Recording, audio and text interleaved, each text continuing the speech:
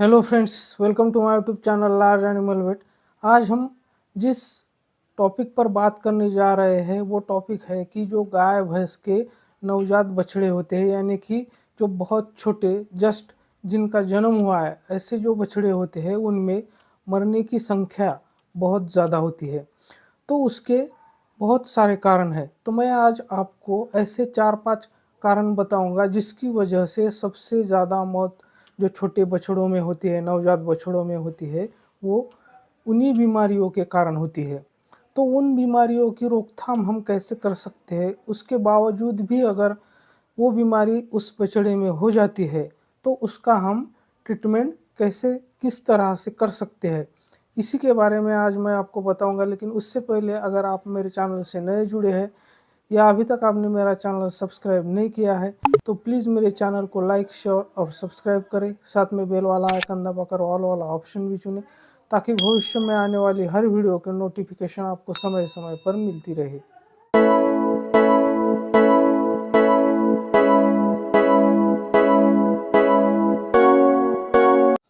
जब बछड़े का जन्म हो जाता है तो सबसे पहले और सबसे ज़रूरी जो बात आपको करनी है वो ये है कि जितना जल्दी हो सकता है उसको कोल्स्ट्रम पिलाना चाहिए, यानी कि उसकी माँ का जो दूध होता है वो जल्दी से जल्दी उसको पिलाना चाहिए। क्योंकि जब काफ का जन्म होता है तो वो जब माँ के यूटेरस से बाहर आता है तब उसमें इम्यूनिटी बिल्कुल भी नहीं होती है।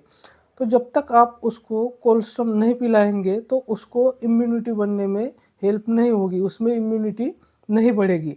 तो उसकी वजह से वो किसी भी बीमारी को बहुत आसानी से बलि पड़ सकता है। इसलिए सबसे पहला काम आपको ये करना है कि बछड़े का जन्म होने के तुरंत बाद इस उसका जो बॉडी वेट होता है उसके 10% आपको उसको कोल्स्ट्रम पिलाना है। इससे ज़्यादा भी कोल्स्ट्रम उसको नहीं पिलाना है। जनरली काफ का जो वेट होता है वो उसका जो ब्रीड होता है उस पर डिपेंड करता है, लेकिन जनरली उसका वेट 20 किलो से लेकर 35 किलो तक होता है। तो उसका जो 10% बस बनता है, काफ का जितना भी वेट है अगर 20 किलो है तो उसका 10% कोलेस्ट्रॉल आपको उसे पिलाना है। इससे क्या होगा कि उसमें इम्यूनिटी बढ़ेगी।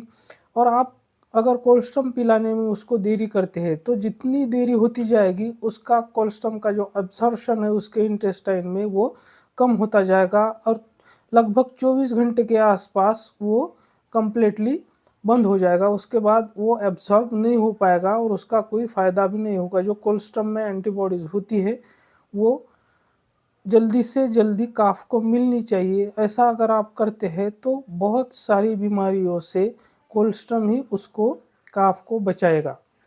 जिन बछड़ों को वक्त पर उसके बॉडी वेट के अनुसार 10% कोलेस्ट्रॉल उसे मिला है और जिन बछड़ों को कोलेस्ट्रॉल वक्त पर नहीं मिला है या फिर जितनी क्वांटिटी में चाहिए उसकी बॉडी के 10% जो चाहिए उतनी मात्रा में अगर नहीं मिला है, अगर इन दो बछड़ों की हम तुलना करें तो जिन बछड़ों को कोलेस्ट्रॉल वक्त पर नहीं मिला है या उसके बॉडी के 10% कोलेस्ट्रॉल नहीं मिला है तो उन बछड़ों में बीमारी होने के बहुत ज़्यादा चांसेस रहते हैं और उसमें मौत होने की भी बहुत ज़्यादा संभावना होती है। कहने का मतलब ये है कि जिन बछड़ों को कोलेस्ट्रॉल नहीं मिलता है उन बछड़ों का बच पाना लगभग नामुमकिन सा होता है। तो इसीलिए सबसे पहली बात आपको यही ध्यान में रखनी है कि बछड़ों को जल्दी से जल्दी उसके बॉडी वेट के हिसाब से उसको 10% कोलेस्ट्रॉल पिलाना है।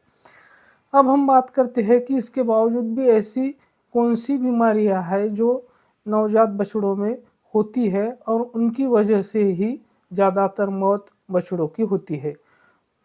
बछड़ों के मरने के जो प्रमुख कारण हैं उनमें से सबसे पहला कारण है निमोनिया। बछड़ों में निमोनिया बहुत जल्दी हो जाता है क्योंकि उनकी इम्यूनिटी बहुत कम होती है। तो निमोनिया होने के जो कारण है कि अगर हम जहाँ पर बछड़े को रखते हैं वहाँ पर पक्का फर्श ना हो तो वहाँ पर धूल मिट्टी की वजह से उसमें निमोनिया होने के ज़्यादा चांसेस रहते हैं। एक तो दूसरी बात यह है कि जहाँ पर उसको रखते हैं वहाँ पर अच्छी तरह से खुली हवा आनी चाहिए। अगर वहाँ पर हवा नहीं आती है तो वो भी एक कारण बछड़ों में निमोनिया होने का बन सकता है। इसीलिए आपको जहाँ पर आप बछड़ों को रखते हैं वहाँ पर अच्छी साफ सफाई करनी चाहिए। और अगर जहाँ पर पक्का फर्श ना हो तो वहाँ पर भी हमें ज़्यादा वहाँ पर धूल मिट्टी ना जमे, इसकी भी हमें खबरदारी लेनी है। अगर बछड़ों में निमोनिया हो जाता है तो उसके जो लक्षण है, तो बछड़ों में सबसे पहले तेज बुखार आएगा, वो सांस जो है वो लंबी लंबी सांस लेगा, मुंह फाड़कर सांस लेगा, उसके नाक से डिस्चार्ज आने लगेगा। हाई टेम्परेचर के कारण उसकी आँख से भी पानी बहने लगेगा, बछड़ा लंबी लंबी सांसें लेने लगेगा। तो इन सारे लक्षणों से आपको पता चल जाएगा कि बछड़े को निमोनिया हुआ है। तो इसके अगर हम ट्रीटमेंट की बात करें तो निमोनिया की ट्रीटमेंट के लिए हम ब्रॉड स्पेक्ट्रम एंटीबायोटिक कोई भी वहाँ पर यूज़ कर सकते हैं, जैसा कि आप वहाँ पर सेफ्ट्राक्सोन का भी यूज़ कर सकते हैं 10 mg पर केजी बॉडी वेट के हिसाब से, या फिर आप सेफ्टियोपर का भी यूज़ कर सकते हैं जो कि 2 mg पर केजी बॉडी वेट के हिसाब से आप उसको इंट्रामस्कुलर लगा सकते हैं। इसके साथ साथ आपको जो non steroid anti inflammatory drugs होते हैं, जैसे कि मेलोनिक्स है या फ्लूनिक्सिन है, इसका भी आपको वहाँ पर उपयोग करना होगा, जो कि एंटी इन्फ्लेमेटरी और एंटीपायरेटिक दोनों को, यानी कि जो बछड़े का तापमान है, जो उसका बुखार है, उसको भी कम करेगा और जो इन्फ्लेमेशन है उसको भी कम करेगा। तो ये ट्रीटमेंट आपको लगातार 5 से 6 दिन तक करनी होगी। तो अब हम बात करते हैं बछड़ों के मरने के जो मुख्य कारण हैं, उसमें से दूसरा जो कारण है वो है कोलाइबैसिलोसिस, या जिसे हम व्हाइट काफ स्कोर के नाम से भी जानते हैं। तो कोलाइबैसिलोसिस या व्हाइट काफ स्कोर जो है वो एक बैक्टीरियल इन्फेक्शन है जो कि ग्राम नेगेटिव बैक्टीरिया से होता है, जिसका नाम है ई कोलाई बैक्टीरिया। तो इस बैक्टीरिया की वजह से बछड़ों में सफ़ेद दस्त होने लगते हैं। तो ये भी बछड़ों के मौत का एक मुख्य कारण माना जाता है। तो इसमें जो लक्षण हमें दिखाई देंगे तो वो बछड़ों में सफ़ेद दस्त होंगे, उसका बॉडी टेम्परेचर हाई होगा, डिहाइड्रेशन होगा, कभी-कभी जो डायरिया है वो बदबूदार भी होता है, और कभी-कभी उसका कलर वाइट की जगह येलोविश भी आता है। तो बछड़ा जो है वो दूध पीना उसका कम हो जाएगा या बिल्कुल ही बंद हो जाएगा, उसमें सफ़ेद दस्त होंगे, उसमें डिहाइड्रेशन बहुत ज़्यादा होगा। तो ऐसी सिचुएशन में अगर हम जल्दी से उसका ट्रीटमेंट करता है तो ट्रीटमेंट के लिए हमें उसको हम एमोक्सिसिलिन या फिर जो एमोक्सिसिलिन और सल्बैक्टम का जो कॉम्बिनेशन आता है, उस इंजेक्शन को हम 10 mg पर केजी बॉडी वेट के हिसाब से यूज़ कर सकते हैं, या फिर जो जेंटामाइसिन है वो 2 to 4 mg पर केजी बॉडी वेट के हिसाब से हमें उसको हमें IV रूट से लगाना है। इसके साथ साथ हमें उसका बॉडी टेम्परेचर नॉर्मल करने के लिए उसको non steroid anti inflammatory drugs भी देने हैं। अगर डिहाइड्रेशन बहुत ज़्यादा है तो ऐसी कंडीशन में हमें उसको फ्लूइड थेरेपी भी देनी होंगी। तीसरा जो मुख्य कारण है वो है नेवल ईल। तो वहाँ पर जो छोटे बछड़े होते हैं उनमें बहुत ज़्यादा चांसेस होते हैं नेवल ईल के। तो नेवल ईल में बच्चों का अचानक से जो दूध पीना है वो बंद हो जाता है, उनमें हाई टेम्परेचर होता है, और जो नेवल होता ही है वहाँ पर उनको कभी-कभी पस भी हो जाता है और कभी-कभी मैगॉट्स भी हो जाते हैं।